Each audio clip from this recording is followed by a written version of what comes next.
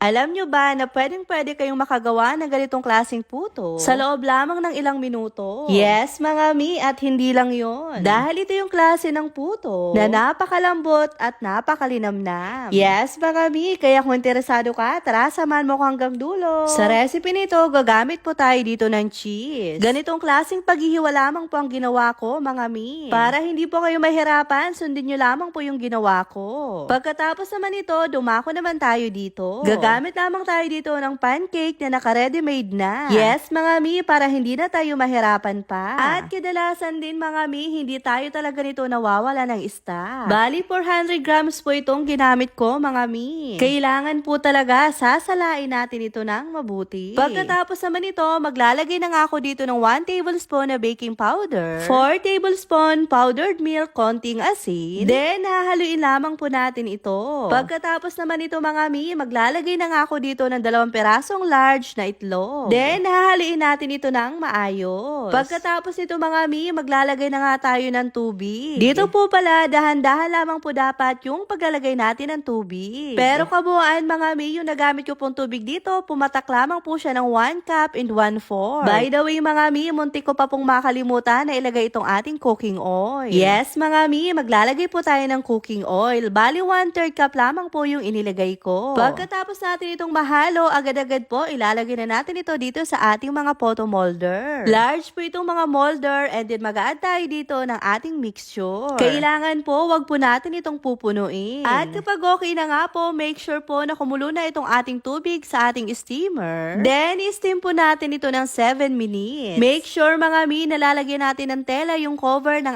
ating steamer. At makalipas lamang pong 7 minutes, ito na nga at i-check ko na siya. Sa mga puntong ito, mga mi, nakaalsa na, kaya naman ilalagay ko na dito yung mga cheese na hiniwa natin kanina. Habang inilalagay ko po pala itong mga cheese, pinahinaan ko po muna yung apoy. Nang matapos na nga po, in-steam ko po ulit ito ng mga 4 na minuto. Hanggang sa chinek ko na nga po siya ng toothpick. Kabuuan, mga mi, nailuto ko po ito ng 11 minuto. At nung medyo lumamig na nga po siya, ito na po yung ating napakasarap at napakalambot, napakabangong mga puto. Kapag tatanggalin po pala natin ito sa ating molder, hindi naman po tayo mahihirapan, mga mi, kusa po yan maaalis. O ayan, sa mga mamis dyan na nahihirapan kung paano ba magluto ng napakasarap na puto. Ay nako, mga mi, try nyo na ito, napakasarap talaga nitong merienda. At kung gusto nyo naman pala, mga mi, pwede nyo rin itong pangbenta. Kaya lang, dahil sa mga rekado na ginamit natin, medyo mataas nga lang ang ating puhunan, pero worth it naman ang lasa, mga mi. Kaya kung kapareho kita na gusto ng ganitong klaseng puto, malambot, mabango at napaka-flapping puto, ay nako mi, para sa'yo talagang recipe na ito.